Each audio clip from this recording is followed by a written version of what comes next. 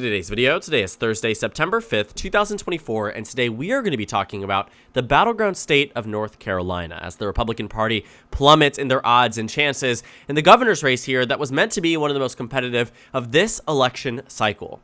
Back in 2020, Democratic Governor Roy Cooper won re-election by a margin of 4.5% in the state of North Carolina. It was a margin to victory over then Lieutenant Governor Dan Forest, and it was one the Democrats were quite proud of. North Carolina was a state that both in 2016 and 2020 voted for the Democrat Roy Cooper, but also voted for President Donald Trump and gave him a margin of victory in 2016 that was larger than it was in 2020, yet in both circumstances, the Democratic Party survived. But the problem here for Republicans was that over the past 4 years, they have spent all this time really focusing on how they win the governorship back. They had won both seats in the United States Senate, the majority of the seats in the United States House of Representatives, and of course on the presidential level, they genuinely believed, at least in this election up until Kamala Harris became the Democratic nominee for president, that Donald Trump was on track for a very substantial pathway to victory in the state of North Carolina. And so they spent this time fielding the right person for North Carolina in terms of the GOP primary. They were looking all around, but they really couldn't overcome the fundamental problem that was Lieutenant Governor Mark Robinson.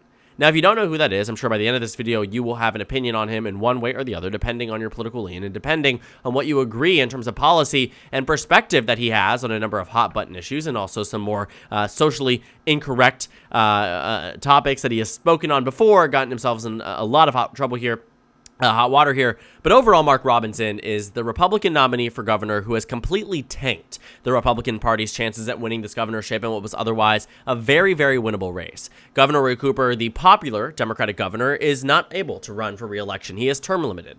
And so instead, he is leaving office, not running for anything else as of right now. There's speculation he might run for Senate in 2026, but it looks like right now North Carolina is a state that in theory should be open to Republicans having a victory for the first time since 2012. But that doesn't end up being the case because Mark Robinson has been such a bad candidate for the Republican side. You've started to see a lot of things really pack up against the Republican Party, but none more important than his list of scandals. When it comes down to the way people perceive him, the way that he interacts with voters, he has a lot of controversial past statements and things that he has said publicly and privately that have leaked to the press, and there's a video recording of many controversial statements. Genuinely speaking, if you want to know even more about him, all it takes is one look at his Wikipedia page to know that he is an unelectable candidate, regardless of the state he's in, if it's at least a battleground or, of course, a Democratic state. North Carolina being in that level of characterization. When you look at what characterizes him and his history in American politics, what do we have? Political views and remarks, and this is where things get really dicey for some major candidates here.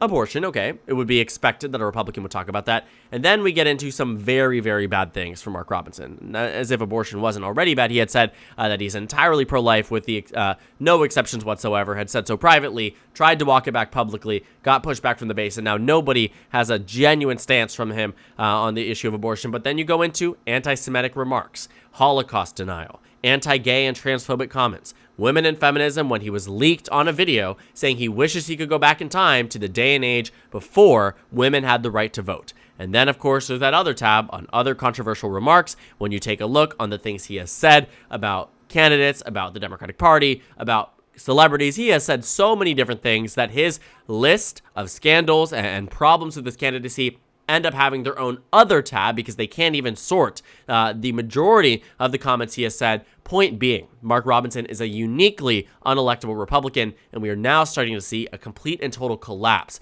on the Republican side. Now, if you remember my videos way earlier on this year, I talked at length about Mark Robinson and how I foresaw that come time for the general election, he was going to be completely obliterated. And I think at the time, it was really hard to see. Because in the governor's race, in the earlier stages, Mark Robinson was roughly neck and neck with that of Josh Stein. Josh Stein is his Democratic opponent. He won the Attorney General's race back in North Carolina. It wasn't a high-profile race. He won narrowly by 0.2%. I mean, it was such a close race here. Mark Robinson had won by 4 points in the lieutenant governor's race. Granted, neither of these two races were major, very big publications. Nobody was really talking about them at length, but the point being that Josh Stein, running alongside the same ballot as Mark Robinson, had far underperformed that of Mark Robinson in the lieutenant governor's race. And so at that period, around the times of January, February, March, when we knew who Republicans were going to nominate for the governorship, we knew how many scandals were going to be a big problem for Mark Robinson. All of this we knew, but the polls weren't really reflecting that. And a big reason for that was the lack of funding for advertisement spending to inform the North Carolina electorate of what Mark Robinson has said and done in the past. And even now, it is a problem for Republicans to a point where they are considering pulling out of this race altogether, as Republicans are being trenched. And as you see Donald Trump at a huge spending deficit against Kamala Harris, Mark Robinson is way far out there. No major GOP donor wants to touch his race. Republicans don't even want to address his race. He's somebody who drags down rather than builds up the North Carolina GOP. And to now visualize it, because I wanted to wait a little bit before I got into the polls on this, back in January, February, March, the governor's race in North Carolina was showing a race that was, again, neck and neck. The numbers were a lot better for Mark Robinson. In fact, if we take a look at the trend line here, it wasn't looking too bad necessarily for Mark Robinson. Even with all these scandals here, it very much seemed as if earlier on he was in a strong position. In 2022 and 2023, Mark Robinson led in the majority of polls. It was very recently that Josh Stein started to take the lead. Up until around June, July, Mark Robinson had been leading again in the majority of the polls we were looking at. But then the advertisements started pouring in.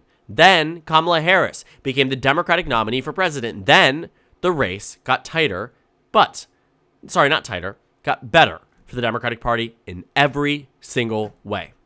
Here's the North Carolina matchup between Trump versus Harris. In fact, the Trump versus Biden numbers were far worse. Trump led by 5 points, but against Harris, Donald Trump still leads. In the majority of the recent polls in North Carolina, he maintains a 0.7% advantage over the incumbent vice president. But the difference here, when you take a look at the governor race, can you imagine the difference? It's a delta of 9 points, 10 points actually. Josh Stein leads Mark Robinson by 8.7% across the North Carolina governor race. Now keep in mind, these are the same voters, like East Carolina University, that are saying Trump +1, but Stein +6. Or Survey USA, which says Stein +14, did the same poll, Harris is up by 1. That's a 13-point difference. And on average, a 10-point difference here, when Kamala Harris is keeping North Carolina within 0.7%, is substantial enough. That shows us that Josh Stein is on track for a substantial victory in the North Carolina governor's race. Mark Robinson, on average, is at just 39.3%. And when you take a look, too, at the numbers of Trump versus Biden, the delta there was actually largely the same. When you see the numbers prior to Kamala Harris entering into the race, the average here was that Mark Robinson was leading. Well, Donald Trump was also leading Joe Biden. And so the difference here wasn't too heavy, but now it is so substantial. And a big reason for this, I think, is because voters are now becoming far more aware of who Mark Robinson is. When he was running for lieutenant governor, that wasn't the focus. There was Cal Cunningham and Tom Tillis in the Senate race, numerous House races that were competitive, a governor race Democrats were defending, and of course a presidential race. This time, besides the presidential, there's no Senate race. Republicans gerrymandered the House map. And so the focus here for North Carolina Democrats, if not Kamala Harris's race, is Josh Stein's race. And so the investments that are going into the advertisement spending, the investments that are going into the volunteer network, the investments that are going into Democratic strategy in North Carolina is so extensive that they are now hitting Mark Robinson on every point necessary to obliterate him in this North Carolina governor's race, and it is undeniably working. The numbers have only gotten worse for Josh Stein as the election has gone on. The higher his name ID across the state, we have seen lower performance in the polls. The higher his name ID, the more that voters dislike him. At face value, he was perceived, on paper, without all these scandals, he was pitched and perceived as a Republican lieutenant governor who was running in North Carolina that had seemingly remained relatively popular and unpopular, meaning nobody really knew him. And that was a benefit because he was a generic Republican to a lot of people before they knew anything about him. But then Democrats started again steamrolling. Sorry for saying again too much, but they were steamrolling. Ad after ad after ad, outspending after outspending after outspending, mailer after mailer. They made Mark Robinson's scandal so known that he dropped tremendously in this battleground state. And Democrats orchestrated it perfectly. They wanted him to be the Republican nominee for governor. They released a lot of the opposition research after he won the Republican nomination. They didn't want to leave the Republican Party with anything where they could consider walking back on Mark Robinson. They ensured that Republican primary voters, who, again, if Republicans lose this race, have, again, themselves to blame for who they nominated and how they do it. But Mark Robinson was nominated by the Republican electorate, and Democrats decided on the day he won to drop all this opposition research. Why? Because now it mattered for the general. And now they had to defend the person they just put up on a pedestal. This collapse was tremendously fast. We saw, again, the majority of polls, and you can see, too, dating back before what Real Clear Politics is putting on here, poll after poll after poll, leading up until the end of this early on in 2024, Mark Robinson had maintained a lead. And even in the recent polls, we saw in April, Robinson +1. We saw in May, Robinson +5. Tie, Robinson +2. And a bit of good news for Democrats with Stein +1 and Stein +6. But then it really started to sink in. Kamala Harris at the top of the ticket, really good advertisement spending, really good investments from the National Party. Stein +5, 10, 14, 11, 6 on average, 8.7%, 10-point delta between that and the performance of Kamala Harris against Donald Trump. This is massive for the Democratic Party. And I wouldn't be shocked if he saw a victory that was very similar to that of Roy Cooper in the governor's race, if not bigger. North Carolina is a state that when push comes to shove, when they feel they have to reject a Republican candidate, depending on scandal, they will. The Senate races just so happens to be with strong candidates for Republicans. When you take a look at who they've nominated, it wasn't a bad candidate in 2022. They chose a relatively unknown Republican representative, Ted Budd. That was good for Republicans, right? They could have put Pat McCrory and lost the Senate race, but they didn't. Right, Tom Tillis was relatively unpopular, but still didn't have all these scandals come out weeks before the election and was an incumbent, right? Was someone who had been tried and tested. But this time, they put up Mark Robinson. And a bit of North Carolina lore that I think can help explain the current state of the North Carolina GOP. They are being held together by the fact that they hold a large majority in the state legislature and the fact that they have continued to boost up their candidates, some good, some bad. It's not like one of those state parties that routinely nominates the wrong people, routinely is missing the mark. North Carolina's GOP isn't a failing party, but the candidates they choose, to some extent, can be failed candidates, and this absolutely will be one. When I was talking a bit about that North Carolina lore, I wanted us to look a little bit further. There's a state superintendent race that I think a lot of people are going to find interesting. Very similar to that of the lieutenant governor's race in 2020, where a very bad Republican nominee may be able to still win across the state because of the fact that it's not a high-profile race. But the Republican nominee for state superintendent actually has done some very, very heinous things. Things that from an unbiased and an objective point of view are wrong to do. She called for the public execution of that of President Barack Obama and President Joe Biden. She went after different people. She spread massive conspiracy theories. These are things that are very unbecoming of any elected official and things that I personally feel very comfortable rejecting as something that a sane person would do, especially a candidate for public office, especially a Republican in a swing state in a statewide elected office. To not get too muddied in that water, I want us to understand at large that the North Carolina GOP can do things right, like the Senate race, like the presidential race, but when it comes down to this governorship, it has been a complete and total failure on their end. That this is a candidate, and Mark Robinson's scandals weren't new. They came out when he ran for lieutenant governor, but again, nobody cared because he wasn't running in a statewide position that mattered to voters at the time.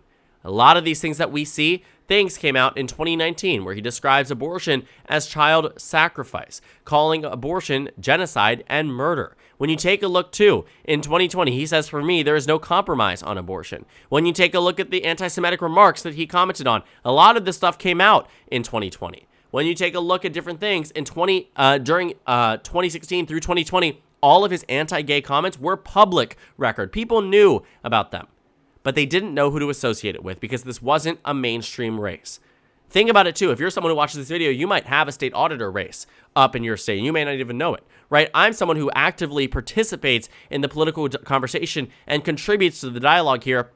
There are some things that become really difficult to understand about more minute races when all of the narrative, all of the coverage has been about Senate races, House races, presidential races, sometimes governor races. Not many people, especially the average voter, they're working jobs. They don't have capacity to talk about all these different minute races. And so a lot of these scandals get shoved under the rug, which is exactly what happened in the Republican primary, in that Republicans, I'm sure many voters there that chose Mark Robinson, had no idea about these scandals. But that was an intentional play by the Democratic Party, which brings me back to that point that I mentioned a few minutes ago about how Democrats leaked a lot of this stuff and republicized a lot of these scandal points after he was nominated. And that was the problem for the North Carolina GOP, and that they also knew about all of this, but decided not to do anything to stop him. They didn't field a strong Republican to run against him. They didn't decide to have Donald Trump intervene and say, you're going to lose this race. Let's get somebody good in like we did with Ted Budd. It was very, very much political malpractice to even allow Mark Robinson to get to such a strong point where he's getting an endorsement from Trump, where he's getting an endorsement from mainstream Republicans, because at the end of the day, Mark Robinson was never, will never be governor of the state of North Carolina unless Roy Cooper is out of the state, and that is how things are going to go, because he is such a uniquely unelectable Republican that just 2 months out from the election, he is down 9 points statewide while Donald Trump leads. To speak to the level of how poor of a candidate he is for the Republican side, we have started to see articles coping with the fact that he is losing, saying Mark Robinson cuts Josh Stein's lead to 6 in North Carolina. 6 is no longer swing state category. 6 is a massive victory for Democrats in a state that they have not won except once in the 21st century on the presidential level. Josh Stein undoubtedly on track for a strong electoral victory in the governor's race here, and Republicans have nobody to blame but themselves. So thank you guys so much for watching this video. Make sure to comment down suggestions below. Subscribe on the left if you haven't already, and check out the Instagram and Twitter. At the bottom left of the screen, there's also a Discord server for you to go ahead and join. On the screen, there's a video you can watch, and then a playlist for my 2024 presidential election analysis videos. Again, thank you guys so much for watching, and I will see you all tomorrow.